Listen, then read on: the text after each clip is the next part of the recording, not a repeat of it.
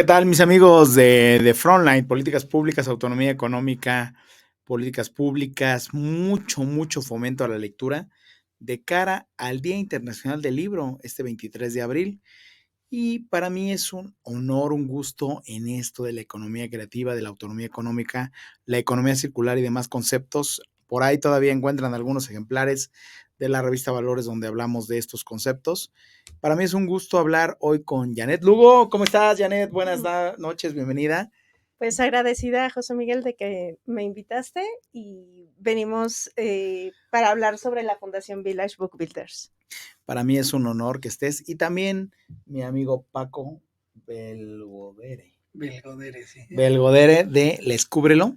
Es una organización que hace una labor encomiable por el fomento a la lectura. Y bueno, pues precisamente me gustaría que cada uno nos platicara primero de la actividad que desarrollan. Primero las damas. Janet. Gracias.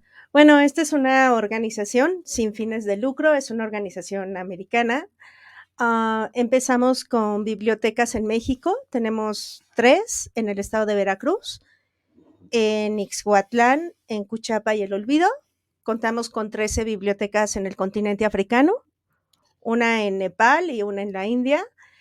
Y bueno, en realidad estamos muy preocupadas por la lectura hacia los niños y tenemos un programa de mentores en línea donde los mentores 1 hora a la semana se reúnen con los niños y tratan de desarrollar lo que es la comprensión lectora.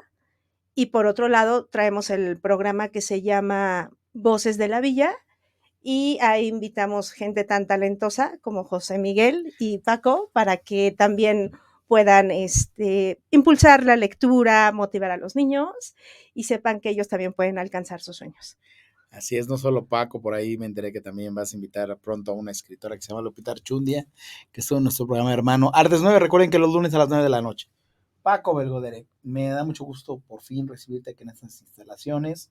Tuve el gusto a través de nuestro queridísimo amigo en común que tenemos allá en Pachuca, el poderte ver en una full, presentar ese libro tan importante de estas estadísticas, cuestiones del fomento a la lectura en México.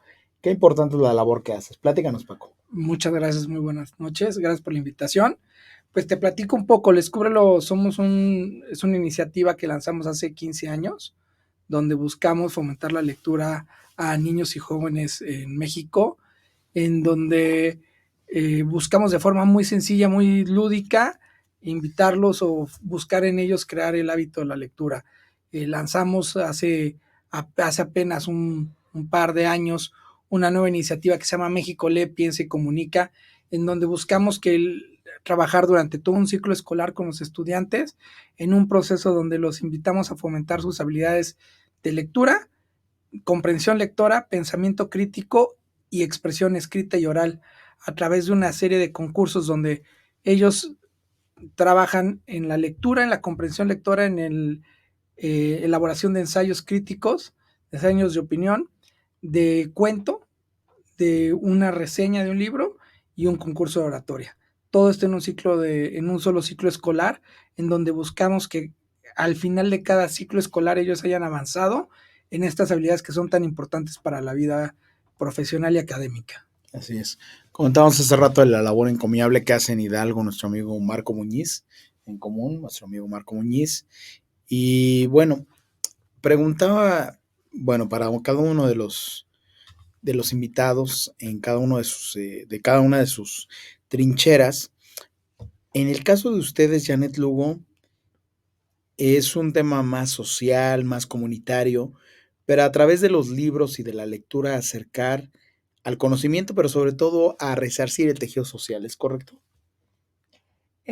Sí, para resarcir el tejido social, y las comunidades se unen muchísimo más junto con la fundación para poder aportar algo a los niños, para que a través de esas bibliotecas que se construyen, las computadoras que se llevan y todo el equipo de libros y de además, podamos romper juntos ese ciclo de pobreza generacional extrema, porque son niños que de verdad necesitan ese impulso y que alguien crea en ellos.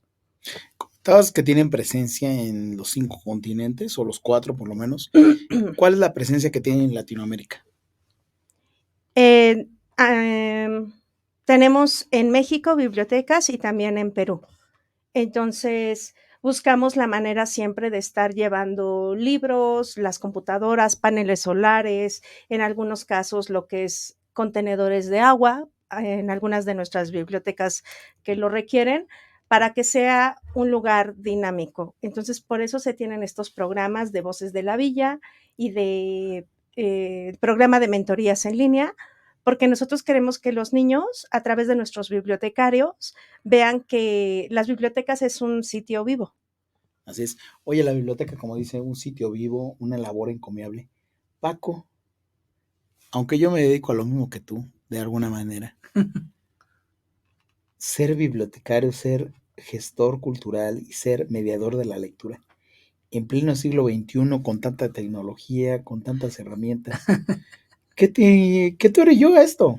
Pues la verdad fue inició todo como una vivencia personal.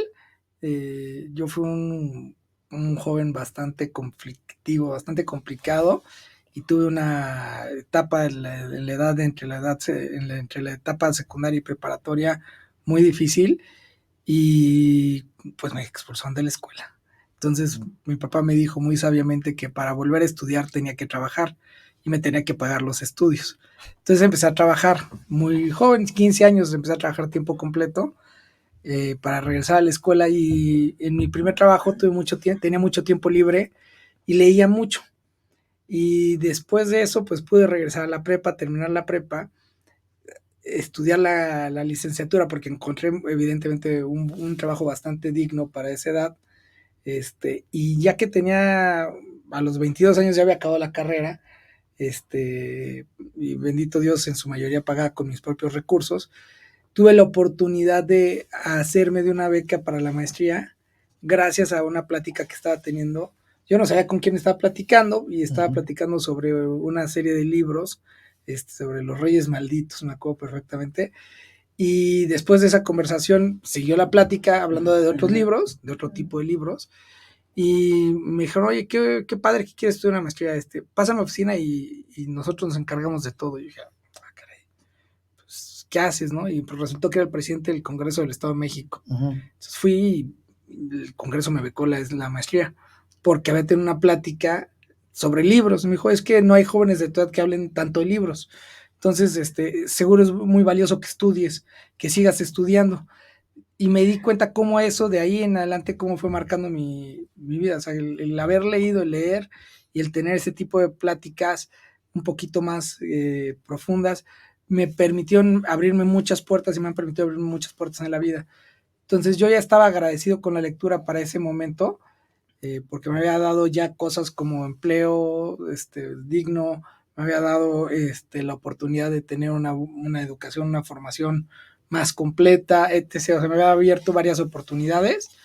Entonces, una vez que me había abierto varias oportunidades la lectura, pues lo quise regresar para que otros jóvenes que están en la misma edad en la que yo estaba en ese momento tuvieran oportunidades, ¿no? De abrirse nuevos espacios gracias a la lectura. Y de ahí salió. Y evidentemente, como todo en la vida, pues se va perfeccionándose y va cobrando forma y sentido en el transcurso de los años, ¿no? Oye, interesantísimo lo que comentas de el fomento a la lectura. Decías hace rato el Estado de México. Yo te ubico en Hidalgo, pero entonces eres mexiquense. Soy mexiquense. ¿De qué parte? De Atizapán, Zaragoza. Ah, de la parte del Valle de México, precisamente. De la parte del Valle de México. Uno, Toluco, buen gente, no mata nomás taranta, quita cobija y echa barranca. Ya sé que lo digo muy comúnmente y más en este programa. Janet Lugo, lo que ustedes hacen es sumamente profundo, decía hace rato yo, tiene que ver más con un emprendimiento social, con acercar a la comunidad. Lo que hace Paco tiene que ver más con el fomento a la lectura, y aún así, reitero, qué locura el comprometerse con la lectura en este pleno siglo XXI, con estas diferentes formas, invadido por todas estas tecnologías. No sé quién de los dos quiera tomar la palabra. Las damas primero. Las damas primero. Bueno, pues nosotros en la organización creemos firmemente en la educación y que la lectura es el arma con la cual los niños, sobre todo esa lectura de comprensión, porque son niños de edades muy pequeñas, sobre todo de 6 a 12 años más o menos, hablando de los que están aquí en México. También tenemos algunos de esa edad en las otras bibliotecas, pero creemos que si nosotros enganchamos al niño con la lectura mediante un cuento, leyendas o mitos, van a empezar a agarrarle ese amor a la lectura y eso les va a permitir abrir muchísimas posibilidades en su vida, porque van a entender lo que están leyendo y de ahí va a ser la clave para despegar en cualquier área. Así es. Paco, comentábamos hace poco en nuestro encuentro que tuvimos, tienes un equipo que está en Descúbrelo. Platícanos cómo es la estructura del Descúbrelo y por ahí tuvimos un amigo en común, ni más ni menos que el que ahora es el dirigente o la cabeza del Concurso Nacional de Oratoria, decía Muñoz Cota. Un orador no lee libros, lee bibliotecas. Es correcto. Sí, efectivamente, nosotros el proyecto de México Lee, Piensa y Comunica lo trabajamos en conjunto y en una sinergia con el Instituto Global de Comunicación y Expresión Pública, con Enrique Bustamante, quien entre las dos cabezas, digamos, entre las dos presidencias, tanto la del Descúbrelo como la del Instituto Global, dirigimos la estrategia. La estrategia está compartida entre las dos instituciones y el equipo del Escuelo pues tiene una dirección académica y tiene un equipo de operaciones que es quien lleva a cabo todo este trabajo. Tenemos una estructura 100% dedicada a esta dinámica. ¿Cuáles son las funciones sustantivas que tiene su organización? Las funciones lo más sustantivo que hacemos es, en primer parte, los concursos. Evidentemente el concurso, vemos en la dinámica de concurso que tiene por sí mismo la parte académica, el rigor académico que tiene, porque los productos que esperamos son muy específicos. Mientras más claros seamos con el tipo de producto final que esperamos recibir del concursante para poder accesar a un premio, vemos ahí una parte académica, asimismo los materiales de apoyo y la mentoría que se le da, el acompañamiento durante el proceso que se puede allegar el estudiante es interesante. Ese digamos que es una función muy importante y creemos que en sí mismo el luchar por un premio, el buscar ganar y siempre cerramos la pinza con premiaciones muy dignas para darle un momento significativo a los ganadores y a los finalistas.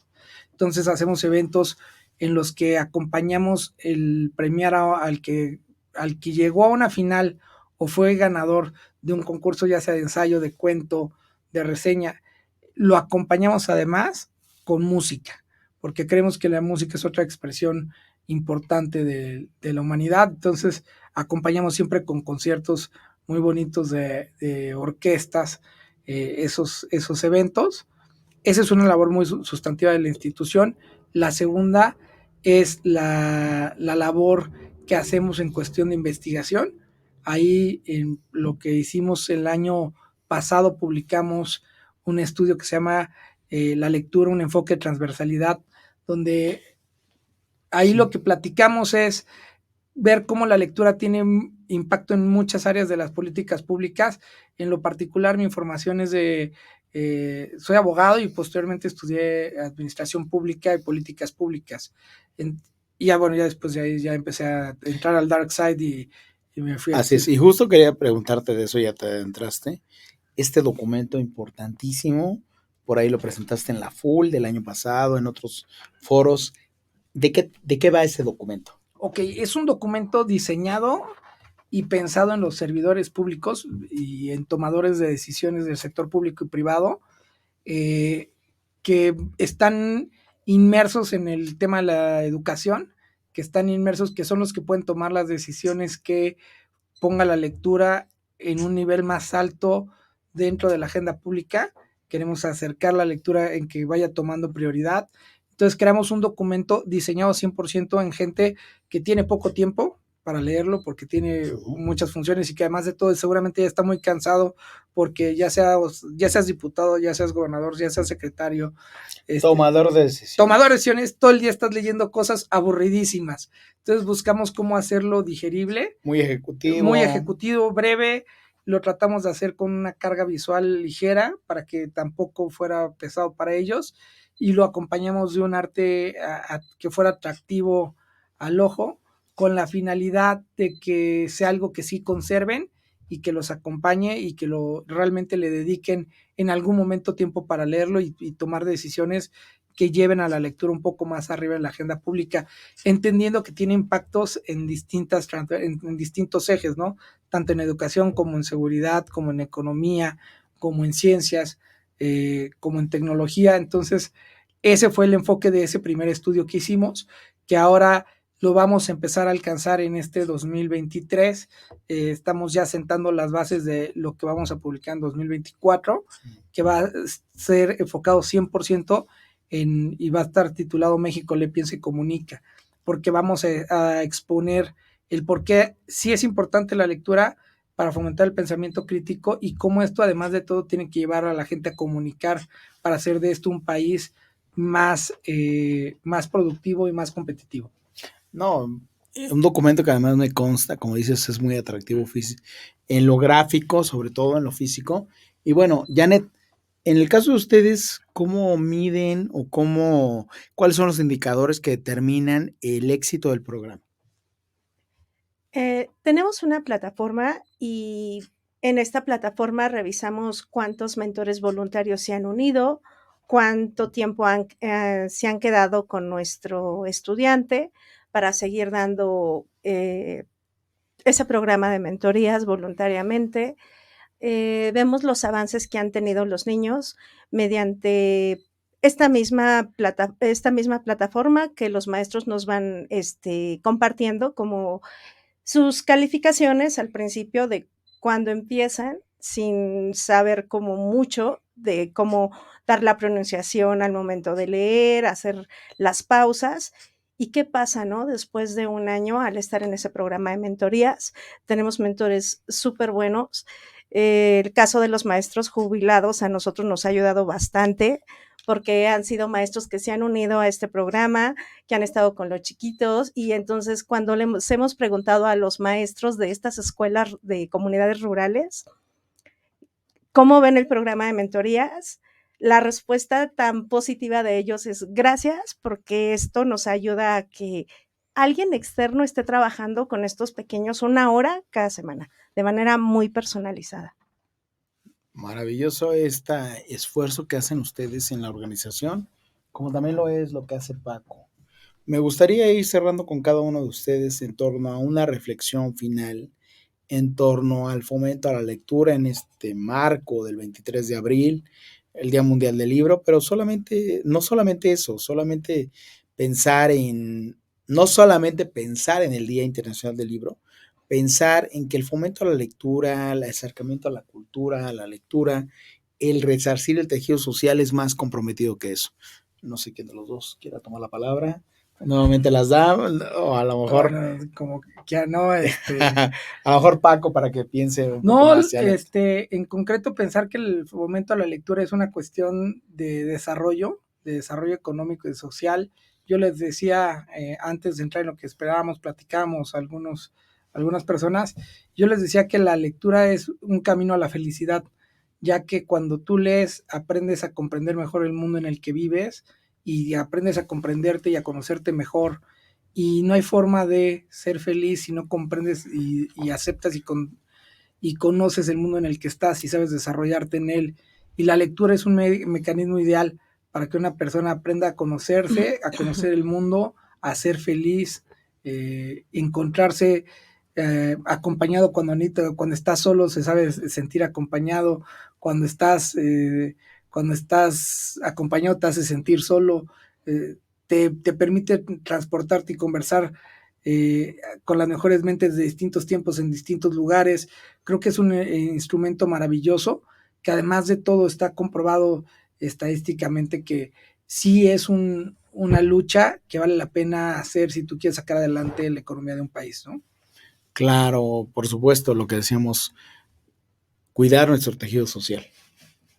De hecho, Village Book Builders creemos firmemente que a través de la lectura y la comprensión lectora es el arma más fuerte que le podemos dar a los pequeños, porque son tan talentosos estos niños que estamos plenamente identificados con ellos y sabemos, como lo dice bien nuestro fundador, que con ellos vamos a encontrar la cura a muchas enfermedades, ahí va a haber muchos premios Nobel más adelante, entonces la lectura es algo que tenemos que fomentar a nivel global para que salgamos adelante todos.